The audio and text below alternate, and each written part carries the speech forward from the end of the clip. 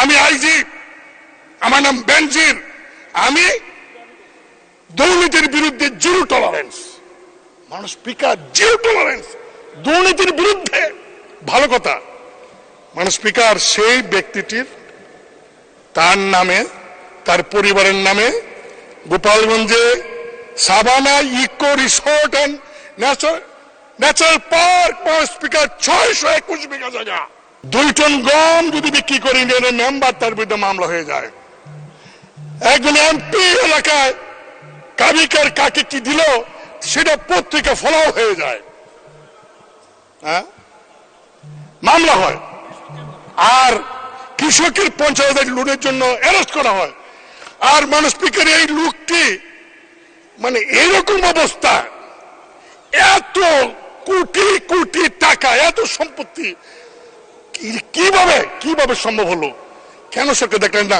মানে স্পিকার যতই বলেন সরকার এখন দায় দায়িত্ব নাই, এই কথা বললে দেশবাসী মানবে না। হাউ তার এবং তার পরিবার সদস্যদের নামে কিভাবে সম্ভব? মানে স্পিকার,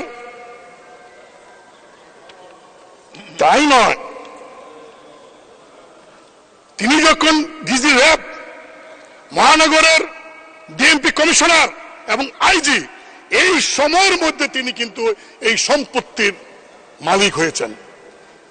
রিটায়ারমেন্টের পরে গিয়ে যে তার পৈতৃক ব্যবসা থাকে, মালিক হন, আফসোস ছিল না, কিন্তু ওই চাকরি করে কালীন তিনি এই সম্পত্তির মালিক হয়েছেন। মানুষ স্পিকার, কি সম্পত্তি, আমার একটু সময় লাগবে, আমি কারণ এগুলি বলছি এই কারণে মানুষ স্পিকার, যে সারা দেশে এই ব্যক্তির কারণে ক্ষমতাসীন দলের এত কাজ করার পরেও আজকে প্রশ্নের মুখে এসে দাঁড়িয়েছে।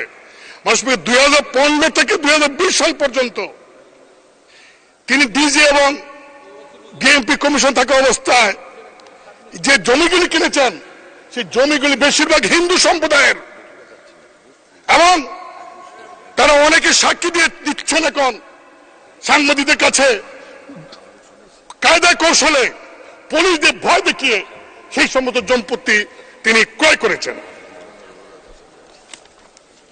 মানে স্পিকার, রাজধানীর গুলশানে একদিনে বিলাসবহুল 4টা ফ্ল্যাট, এক হালি ফ্ল্যাট তিনি একদিনে কিনে ফেললেন।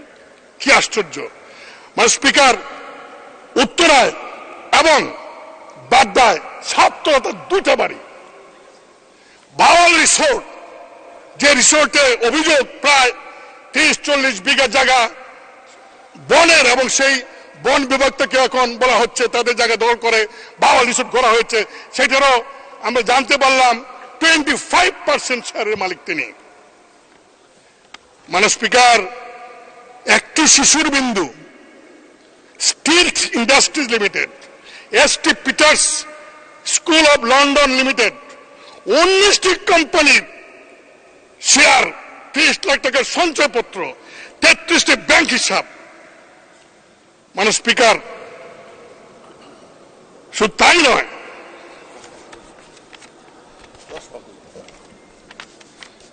ঠাকুরগাঁও সদরে 50 বিঘা জায়গা তার এবং তার ফ্যামিলির নামে, জলঢাকা নীলফামারী 50 বিঘা জায়গা, নীলফামারী কিশোর সদর 50 বিঘা জায়গা, বান্দরবন সদর এবং লামা উপজেলায় 250 বিঘা তার নামে।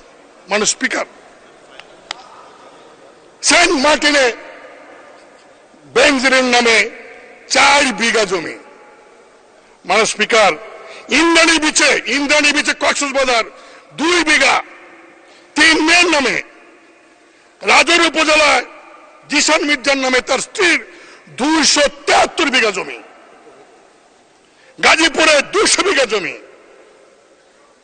মানে স্পিকার, কয়েকদিন আগে তিনি চলে গেলেন, চলে যাওয়ার আগে পত্রিকার নিউজ অনুযায়ী প্রায় 80 কোটি টাকা ব্যাংক থেকে উত্তোলন করেছেন।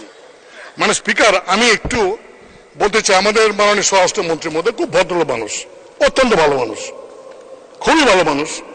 তিনি বলেছেন সাংবাদিকদেরকে যে এই যে বেনজির তার পরিবার বিদেশে গেলেন তিনি জানেন না। মানে স্পিকার, খুব কষ্ট পেলাম। তিনি জানবেন না কেন? হ্যাঁ, যেতে পারে, যেহেতু বেনজির সাহেবের কোনো নিষেধাজ্ঞা নাই, যেতে পারেন। জানবেন না কেন? কারণ তিনি তো এয়ারপোর্টে ইমিগ্রেশন হয়ে গেছেন।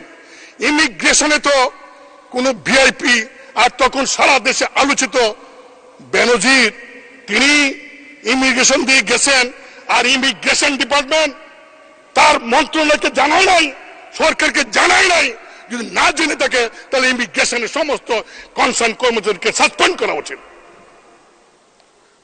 মানে স্পিকার, অনেকে বলছেন সরকারের লোকেরা যে ওই তার বিরুদ্ধে তো ওয়ারেন্ট নাই। 24 এপ্রিল থেকে মানে স্পিকার দুদক তার বিরুদ্ধে টিম করে বিভিন্ন তথ্য চাইতেছে, সারা দেশে মানুষ জানে। একজন রাজনৈতিক নেতা চিকিৎসার জন্য বিরোধী রাজনৈতিক বিদেশ যাবেন, তাকে আপনারা এয়ারপোর্ট আটকে দেন, 2 ঘন্টা বসে রাখতে পারেন। আর এরকম একজন ভিআইপি যিনি সারা বাংলাদেশে মানে কিনার কোনো বাকি রাখেন নাই, তিনি চলে যাবেন দেশের বাইরে, আর সরকার জানবে না, হতে পারে না। মানে স্পিকার, বাংলাদেশ ব্যাংক এবং ব্যাংকগুলি এই টাকা উত্তোলন করলো, একটা চেক দিয়ে পাঠাইলে ব্যাংকে 10 লাখ 20 লাখ টাকার 4 দিনের নোটিশ থাকে। 70-80 কোটি টাকা তিনি কিভাবে উত্তোলন করলেন আমি জানি না। মানে স্পিকার, সরকার এত বাহিনী, সরকার এত এজেন্সি আছে, তারা কি খবর রাখেন? তারা কেন সরকারকে এইগুলি জানান না? মানে স্পিকার, 2 টন গম যদি বিক্রি করে ইউনিয়নের মেম্বার, তার বিরুদ্ধে মামলা হয়ে যায়। একজন এমপি এলাকায় কাবিকার কাকে কি দিল সেটা পত্রিকা ফলাও হয়ে যায়, হ্যাঁ, মামলা হয়। আর কৃষকের 50,000 লোনের জন্য অ্যারেস্ট করা হয়।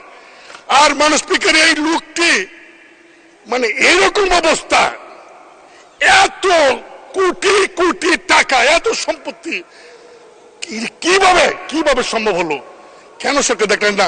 মানে স্পিকার, যতই বলেন সরকার এখন দায় দায়িত্ব নাই, এই কথা বললে দেশবাসী মানবে না। কারণ এই ব্যক্তি তো এই সরকারের আমলেই প্রমোশন পেয়েছে, পোস্টিং পেয়েছে, এবং এই সরকার আমলে চাকরি থাকা অবস্থায় এই সমস্ত সম্পত্তি সে ক্রয় করেছে এবং দুর্নীতি করেছে। আর সে বলে দুর্নীতির বিরুদ্ধে জিরো টলারেন্স। মানে স্পিকার, আমি শুধু এটুকু বলবো যে এই বিষয়টাকে গুরুত্ব দিয়ে যদি সরকার ব্যবস্থা না নেন, দুদক তদন্ত করছে, তদন্ত বছরের পর বছর যদি চলে, এই তদন্ত যদি শেষ না হয় এবং কোর্টে গিয়ে বিচার না হয়, মানে স্পিকার, তাহলে দেখা যাবে আরো যারা আছে বেনজির, তারা আস্কার পাবে। এবং মানে স্পিকার, আমি আপনার মাধ্যমে দাবি করব, যত সরকারি আমলা আছে, এই এমপি যারা আছে, যারা পলিটিক্যাল পার্টির নেতারা আছে, তাদের সবার হিসাব আপনি নেন। সরকার সবার হিসাব নেন, আমি আমার হিসাবে 1 ঘন্টার মধ্যে দিব। আমার কি আছে, আমাদের কি আছে? মানে স্পিকার, এই যে বিভিন্ন এলাকায় বাড়ি হচ্ছে, গাড়ি হচ্ছে, গাড়ি, আমরা টাকা পাই না বাজেটে, আমরা ইনকাম ট্যাক্স ধরতে পারি না, অথচ এই রিসোর্ট, এই যে লাক্সারিয়াস লাইফ লিড করে একজন বাড়ির মধ্যে বিদেশি ফিটিংস লাগায়, এগুলি কেন অর্থ মন্ত্রণালয় দেখেন না, দেখে এই ট্যাক্সের ব্যবস্থা করেন না? তাহলে টাকার অভাব হয় না। মানে স্পিকার, আমি শেষে একটা কথা বলে শেষ করব। আজকে এই একজন সরকারি কর্মচারীর এত বড় দুর্নীতি কারণে এইটাই প্রমাণ হয়েছে যে সব সম্ভবের দেশ বাংলাদেশ।